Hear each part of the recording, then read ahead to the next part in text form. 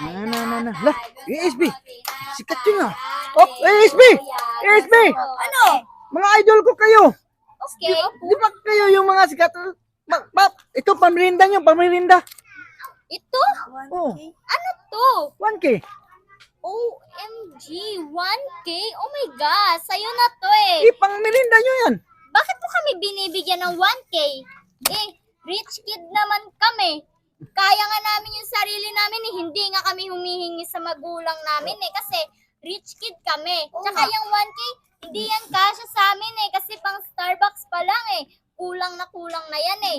Bakit mo kami binibigyan ng 1K? Mayaman naman kami. Rich kid kami. Pang-snack tana ninyo. Wag! Sino yung 1K mo? Hindi naman yan kasya sa amin eh. Bakit mo kami bibigyan ng 1K nga mayaman naman kami? Yung 1K mo, bili mo na yan. Ha? Ayun yung 1K 1K mo, ibili mo na yung 1K mo.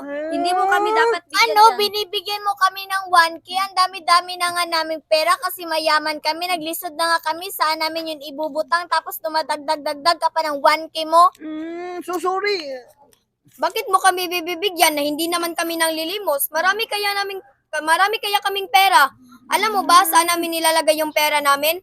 Saan? Sa card. Sa card? Oo, kasi hindi namin kaya na magbibitbit ng pera kasi baka nanakawin. Ganun ba? Dami na yung pera. Anuhin namin yung 1K mo. Kung mayaman naman din kami. At saka hindi kami pobre, no? Mayaman kami. At saka hindi kami manghihingi lang dyan sa kilid. Nabigyan mo lang ng piso. Sayang tong 1K. Kayo na yung 1K mo. Bigyan pa kami dyan para pang merienda. Hindi kami tulugi para mag-5 kami 5